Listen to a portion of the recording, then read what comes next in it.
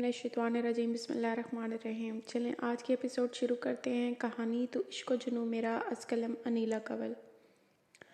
آج حور یونی صرف اپنی شادی کے لیے چھٹیاں لینے کے لیے ہی آئی تھی۔ یونی میں داخل ہوتے ہی وہ سب سے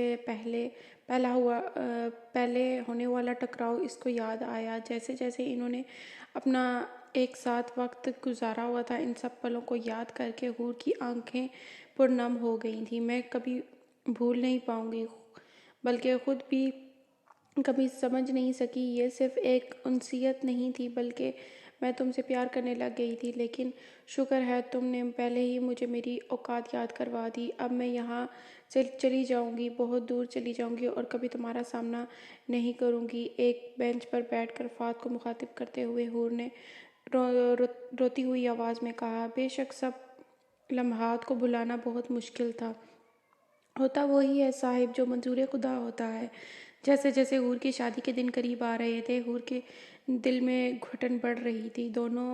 دنوں میں ہی حور کا چہرہ مرجھا گیا تھا۔ مریم حور کی حالت پر بہت پریشان تھی، مگر حور کسی سے بھی کوئی بات نہ کرتی۔ کمرے میں رہتے نہ کسی بات میں حصہ نہ کسی کام میں حصہ، حور صرف اپنے کمرے میں ہی بند ہو کر رہ گئی تھی۔ مرض بڑھتا گیا۔ جو دعا کی روشان چھٹی لے کر آ گیا تھا، تبھی سب گھر والے نے مل کر سیدھے حور کے کمرے میں چلے گئے۔ روشان کمرے میں داخل ہو کر بولا۔ حور اپنی سوچوں میں مگن، آواز سن نہ سکی۔ روشان نے آگے بڑھ کر حور کے پاس بیٹھ کر پھر ہاتھ پکڑا اور پکارا، گڑیا۔ روشان نے کہا۔ آواز سن کر حور خیال سے باہر آئی اور ارے بھیا آپ کب آئے؟ حور نے ایک تیکھی ہوئی مسکان لیے پوچھا۔ جب تم کسی کے خیالوں میں کھوئی ہوئی تھی، روشان نے شوخی سے کہا۔ یہ سن کر حور کے چہرے پر ایک زخمی مسکراہٹ آ گئی۔ میں نے کس کے خیالوں میں کھونا ہے بھیا؟ حور نے تھکی ہوئے لہجے میں کہا۔ یہ تو اب میری گڑیا کو ہی پتہ ہوگا۔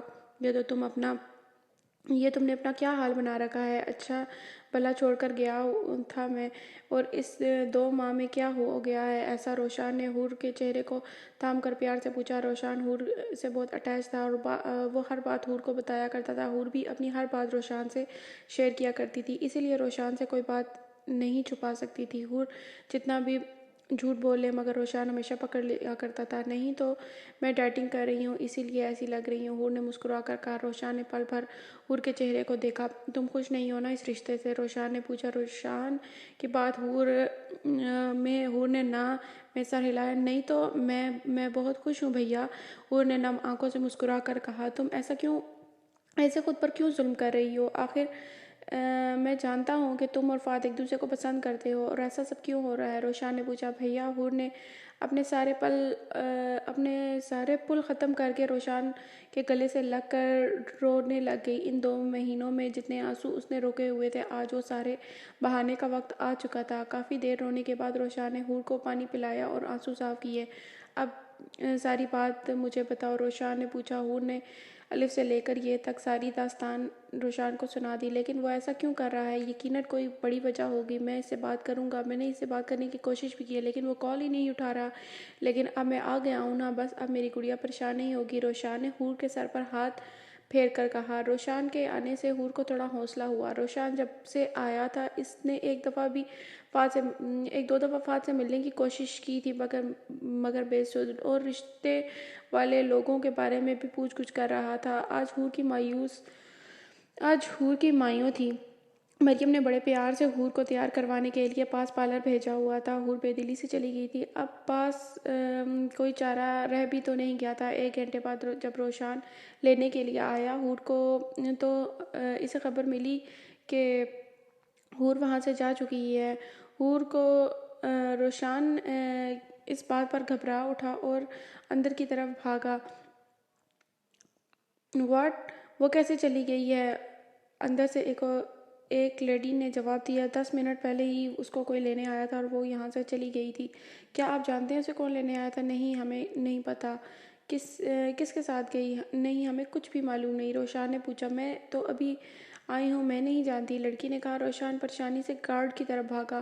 ابھی 10 منٹ پہلے یہاں کوئی گاڑی کسی لڑکی کو لینے کے لیے آئی تھی؟ روشان نے پوچھا۔ جی صاحب، ابھی تھوڑی دیر پہلے ہی ایک کالے رنگ کی گاڑی آئی تھی اور اس میں ایک لڑکا تھا، وہ لے کر گارڈ نے سوچ کر جواب دیا۔ اوہ نو، حورین کو کچھ نہیں ہوگا، میں اسے کچھ بھی نہیں ہونے دوں گا۔ اگر حور کو کچھ ہو گیا تو، روشان نے غصے سے کہا اور فوراً اپنے دوستوں کو کال ملانے لگ گیا اور ان سارے معاملات کے بارے میں بتانے لگ گیا۔ روشان کیونکہ آرمی اکیڈمی کالج میں پڑھ رہا تھا، وہاں کافی آرمی اسٹاف سے اس کی جان پہچان بھی تھی۔ روشان نے گھر میں کچھ بھی نہیں بتایا اور حور کو ڈھونڈنے لگ گیا تھا۔ حور ایک بند کمرے میں موجود تھی۔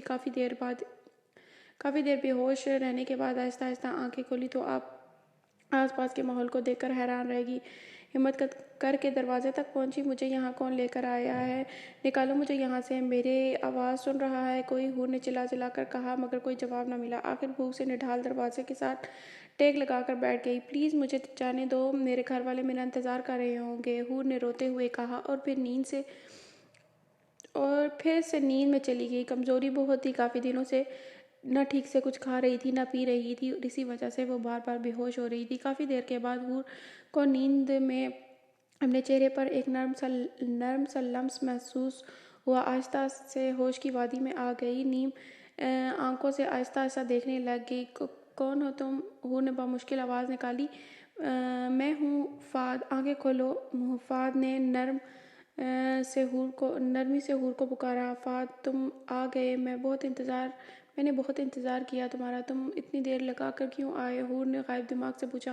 بس دیکھو میں آ گیا، اب کوئی فکر کی بات نہیں ہے، چلو اب اٹھو شاباش، فہد نے حور کا چہرہ تھپتھپا کر کہا۔ فہدی، وہ لوگ مجھے یہاں بند کر گئے ہیں، تم ان کو چھوڑنا مت، حور نے پھر سے نیند میں جاتے آہستہ بولا۔ حور کی حالت خراب ہو رہی تھی، تبھی فہد جلدی سے حور کو اپنی باہوں میں اٹھا کر باہر کی طرف بھاگا۔ میں اب عشق میں حل ہو گئی ہوں، ادھوری تھی مکمل ہو گئی ہوں، پلٹ کر پھر نہیں آتا کبھی جو میں وہ گزرا ہوا کل ہو گئی ہوں۔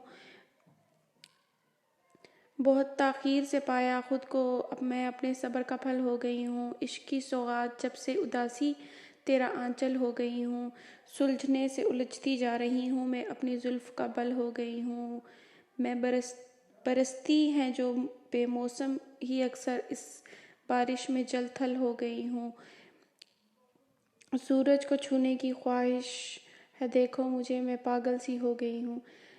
علی جلدی کرو، جلدی گاڑی چلاؤ، حور کی طبیعت کافی سیریس ہے، جلدی اس کو ہسپتال لے کر چلو، فہدی نے حور کو گاڑی میں ڈال کر کہا۔ لیکن فہد، اس کے گھر والوں کو خبر کر دو، یہ ہمارے ساتھ ہے، علی نے کہا۔ Please drive fast, we have no time please, Fahad نے پریشانی سے کہا۔ فہد کی بات پر علی نے جلدی سے گاڑی کی رفتار تیز کر دی۔ حور گڑیا اٹھو، آنکھیں کھولو، دیکھو میں اب نہیں ڈانٹوں گا، پکا؟ فہد نے حور کو اٹھانے کی ایک ناکام سی کوشش کی۔ علی جلدی کرو، حور کو کچھ نہیں ہونا چاہیے، اگر اس کو کچھ ہو گیا تو میں اس دنیا کو آگ لگا دوں گا، فہد نے غصے سے کہا۔ بس پہنچ گئے، علی نے حوصلہ دیا۔ فہد جلدی سے گاڑی سے اترا اور حور کو اٹھا کر اندر کی طرف بھاگا۔ حور اندر ICU میں تھی، ڈاکٹر کے مطابق حور کو بے ہوش کرنے والی دوا کافی زیادہ مقدار میں دی گئی تھی اور اس لیے اس کے دماغ پر گہرا اثر ہو رہا تھا اور وہ بار بار بے ہوش ہو رہی تھی۔ کیسی ہے اب حور؟ فہد ڈاکٹر کو باہر آتے ہی دیکھ کر بولا۔ ابھی کچھ بھی نہیں کہہ سکتی، اس کی حالت بہت نازک ہے، ڈاکٹر نے کہا۔ شٹ اپ، مجھے میری حور چاہیے اور اسے کچھ بھی نہیں ہونا چاہیے، سمجھے؟ جتنا پیسے لینے ہیں لے لو، مگر میری حور کو ٹھیک کر دو، جلدی کچھ کرو، نہیں تو میں تمہیں جان سے مار دوں گا۔ فہد غصے سے ڈاکٹر کا گریبان پکڑ کر چلایا۔ دیکھیں ہم اپنی کوشش کر رہے ہیں، ڈاکٹر نے کہا۔ مجھے کوشش نہیں چاہیے، اسے ٹھیک کرو جلدی، فہد نے غصے سے کہا۔ علی نے فہد کو پکڑ کر ایک طرف کیا۔ کیا ہو گیا ہے فہد؟ پاگل ہو گئے ہو؟ ہسپتال میں کیوں فضول میں تماشا کریٹ کر رہے ہو؟ علی نے فہد کو کہا۔ ہاں میں ہو گیا ہوں پاگل، تم نے اس کی حالت دیکھی ہے، اگر اسے کچھ ہو گیا تو میرا کیا ہوگا، میں کیسے رہوں گا اس کے بغیر، فہد نے روتے ہوئے کہا۔ علی آج پہلی دفعہ فہد کے اس رخ سے واقف ہو رہا تھا اور حیران بھی ہو رہا تھا۔ فہد ایک لڑکی کے لیے رو رہا تھا جس سے ٹھیک منہ سے بات بھی نہیں کرتا تھا۔ حوصلہ رکھو، کچھ نہیں ہوگا، اس کے گھر والوں کو بتا دو اب، علی نے فہد کو گلے لگا کر کہا۔ تھوڑی دیر بعد روشان فہد کے پاس پہنچ چکا تھا۔ فہد، حور کہاں ہے؟ روشان نے غصے سے پوچھا۔ حور اندر ICU میں ہے، اس کی حالت بہت خراب ہے، علی نے کہا۔ کیونکہ فہد کی حالت ٹھیک نہیں تھی۔ تم نے کیا کیا تھا حور کو کڈنیپ کیوں کیا تم نے ایسا؟ روشان نے فہد کا گریبان پکڑ کر غصے سے پوچھا۔ میں نے؟ فہد نے اپنی طرف اشارہ کر کے پوچھا۔ ہاں تم نے۔ میری بہن کی خوشیاں تم سے ہضم نہیں ہو رہی تھی نا، تبھی تم نے اس سے کڈنیپ کر لیا۔ یہ سب کیا پہلے ہی اس سے ناراض نہ ہوتے تب تم نے کتنا بے عزت کیا تھا میری بہن کو۔ میں تمہیں چھوڑوں گا نہیں، روشان نے ایک مکہ مار کر کہا۔ علی اس صورتحال میں روشان کو پکڑ کر ایک طرف کیا۔ تم نے سوچ بھی کیسے لیا کہ میں حور کو اغوا کروں گا؟ تمہارا دماغ ٹھیک ہے؟ Are you out of mind? How can I do this? Fahad نے اپنے اوپر الزام لگانے پر غصے سے روشان کی طرف بڑھا۔ ہاں تم نے کیا یہ انتقام لینے کے لیے، تم میری معصوم بہن سے انتقام لے رہے ہو، روشان نے کہا۔ یہ سن کر فہد بھی ایک زوردار مکہ روشان کو مارا۔ Shut up you both, it's enough, stop this nonsense, we are in hospital. Ali نے دونوں کو غصے سے کہا۔ یہاں کیوں تماشا بنا رہے ہو؟ تم لوگ جو بات کرنی ہے حور کو ہوش میں آنے دو، پھر کر لینا، علی نے کہا۔ ایک دفعہ حور ہوش میں آ جائے پھر دیکھنا میں تمہارے ساتھ کیا کرتا ہوں۔ تمہارے ساتھ میں تمہارا برا حال کر کے رکھ دوں گا، روشان نے سرخ چہرے سے فہد کی طرف دیکھتے ہوئے کہا، جس کو فہد نے انسنا کر کے باہر نکل گیا۔ روشان پاگل ہو گیا تھا، فہد میرے ساتھ تھا، ہمیں تو خود بھی نہیں پتا کہ حور کو کس نے کڈنیپ کیا۔ ہمیں کسی بندے نے کال کر کے بتایا کہ فلاں نے حور کو اغوا کر لیا۔ یہ بات سن کر فہد بھی بہت پریشان ہو گیا تھا، اور اسی لیے جب ہم وہاں پہنچے تو وہاں پر حور ایک کمرے میں بند بے ہوش پڑی ہوئی تھی، پھر ہم اسے یہاں لے آئے۔ علی نے روشان کو ساری بات بتائی۔ تم بھی ملے ہوئے ہو فہد کے ساتھ؟ مجھے خود ایک آدمی کا فون آیا تھا اور فہد کو اس نے حور کو لے جاتے ہوئے دیکھا ہے۔ اور پھر کیسے کہہ سکتے ہیں یہ؟ روشان نے غصے سے کہا۔ یہ سن کر علی حیران رہ گیا۔ یہ کیسے ہو سکتا ہے؟ کوئی پلان کر رہا ہے تم لوگوں کے خلاف؟ کچھ تو ہے روشان، تم لوگ آپس میں اس بات کو کلیئر کر لو تو اچھا ہے، علی نے روشان سے کہا۔ روشان سب پہلو پر سوچنے لگ گیا۔ کچھ دیر بعد سب گھر والے بھی آ چکے تھے، لیکن حور کو ہوش نہیں آ رہی تھی، جبکہ فہد اس کا کوئی اتا پتہ ہی نہیں تھا۔ حور کو پورا ایک دن بعد ہوش آیا، لیکن کچھ دیر کے لیے ہوش آیا تھا، لیکن ڈاکٹر نے بات کرنے سے منع کیا ہوا تھا، اور اس لیے کوئی بھی کچھ نہ پوچھ سکا۔ آج حور کی مہندی کی رات تھی۔ بابا حور کی شادی کی ڈیٹ آگے کر دیں، اس کی ایسی حالت نہیں کہ ہم اس کی شادی کر سکیں، روشان نے جاوید سے کہا۔ کہہ تو ٹھیک رہے ہو تم، لیکن لوگ باتیں کریں گے، میری بیٹی کی زندگی خراب نہ ہو جائے، جاوید نے پریشانی سے کہا۔ بابا نہیں ہوگا کچھ، میں اپنی بہن کے ساتھ کچھ بھی نہیں ہونے دوں گا، کوئی بات کر تو دکھائے، میں اس کی زبان کاٹ دوں گا، روشان نے سختی سے کہا۔ ہاں میں آج لڑکے والوں کو کال کر کے کہتا ہوں، جاوید نے کہا۔ آپ مجھے نمبر دیں، میں خود بات کروں گا، روشان نے کہا۔ میں کر لوں گا، جاوید نے منع کیا۔ بابا میں ابھی ایک کام سے جا رہا ہوں، پھر میں آتا ہوں، تب تک آپ یہ سب دیکھ لیں، ورنہ میں خود سب بات کو فائنل کر لوں گا، روشان نے کہا، اور پھر وہاں سے کوئی بہانہ بنا کر نکل گیا۔ جاوید صاحب بار بار کال کر رہے تھے مگر کوئی کال نہیں اٹھا رہا تھا، تنگ آ کر فون رکھ دیا۔ کیا ہوا؟ مریم نے پوچھا۔ کچھ نہیں، وہ فون نہیں اٹھا رہے، ایسا نہ ہو کہ وہ کل بارات لے کر آ جائیں، جاوید نے فکر مندی سے کہا۔ اللہ بہتر کرے گا، آپ فکر نہ کریں، مریم نے حوصلہ دیا۔ آخر مشکل وقت میں بیوی ہی اپنے شوہر کا حوصلہ اور ہمت بنتی ہے۔ روشان نے گھر جا کر لڑکے والوں کا پتہ معلوم کیا اور پھر فوراً ان کی جانب چلا گیا۔ 30 منٹ بعد روشان ان کے گھر موجود تھا۔ روشان کو انہوں نے بس شادی میں ہی دیکھا ہوا تھا، لیکن روشان نہیں جانتا تھا زیادہ۔ روشان کو انکل اچھے لگے، لیکن ان کی بیوی بہت چالاک تھی۔ جبکہ کیا ہوا بیٹا، اس وقت خیر تو ہے؟ جلیل الرحمن نے روشان سے پوچھا۔ جی انکل، وہ ابھی ہم شادی نہیں کر سکتے، یہی اطلاع دینے کے لیے میں آیا ہوں، آپ پلیز ڈیٹ آگے کر دیں، حور کی طبیعت بہت خراب ہے، روشان نے بہانہ بنا کر ان سے کہا۔ وہ تو ٹھیک ہے، لیکن اتنی بڑی وجہ کیا ہے؟ خلیل الرحمن نے کہا۔ ابھی روشان کچھ بولتا ہے، ان کی بیوی بولنا شروع ہوگی۔ اللہ جانے ایسا کیا گل کھلایا ان کی بیٹی نے، یہ لوگ ایسے کیوں کر رہے ہیں؟ پہلے تو اس کی شادی کے حق میں ہی نہیں تھے، لیکن اب شادی کی ڈیٹ آگے کرنے کو کہہ رہے ہیں۔ ہم نے اتنے سارے مہمان بلائے ہوئے ہیں، ہم ان کو کیا بولیں گے؟ آپ کے بیٹے کو بھی پتہ نہیں، نہ جانے اس لڑکی میں کیا دکھتا ہے، کیا گھول کر پلا دیا اس لڑکی نے، اور اس کی آنکھوں پر بھی اس کی پیار کی پٹی بندھی پڑی ہے۔ سائمہ خاموش ہو جو، کیا اول فول بک رہی ہو؟ مہمان بیٹھے ہوئے ہیں، کچھ تو خیال کرو۔ جلیل الرحمن نے بے بسی سے کہا۔ ارے کیا خیال کروں؟ کیا جواب دیں گے ہم لوگوں کو کہ شادی کیوں کینسل کر دی ہے؟ لوگ 100 باتیں کریں گے، بیوی نے کہا۔ چاند سرخ چہرے کے ساتھ سب باتیں سن رہا تھا اور آخر برداشت سے باہر ہو گیا۔ جسٹ شٹ اپ، عورت ذات ہیں آپ، تبھی میں لحاظ کر رہا ہوں۔ آپ کو کچھ خدا کا خوف بھی ہے یا نہیں؟ کسی کی بیٹی کے بارے میں کیسے کیسے الفاظ نکال رہی ہیں، اور دوسری بات ایک اور لفظ بھی نکالا تو میں بھول جاؤں گا کہ آپ بڑی ہیں مجھ سے، اور مجھے اپنی بہن سے زیادہ کچھ بھی عزیز نہیں ہے، روشان نے غصے سے کہا۔ روشان کے غصے کو دیکھ کر ان کی بیوی خاموش ہو گئی۔ ایک بات ذہن میں بٹھا لیں، ہمیں اپنی بہن بھاری نہیں ہے۔ اللہ کا شکر ہے جو وقت پر آپ لوگوں کی اصلیت کا پتہ چل گیا۔ خبردار جو آج کے بعد کبھی میری بہن کی طرف دیکھا بھی تو ابھی اس کے بھائی زندہ ہیں، میں ابھی اور اسی وقت یہ رشتہ ختم کرتا ہوں، روشان نے وارن کرتے ہوئے کہا، اور وہاں سے تیزی سے نکل گیا، جبکہ خلیل الرحمن تو شرمندگی سے دوچار ہو گئے۔ فہد بیٹا کچھ کھا لو، کب تک یوں بھوکے رہو گے؟ بی جان نے فہد سے پوچھا، جس نے پچھلے 2 دن سے کچھ نہیں کھایا تھا۔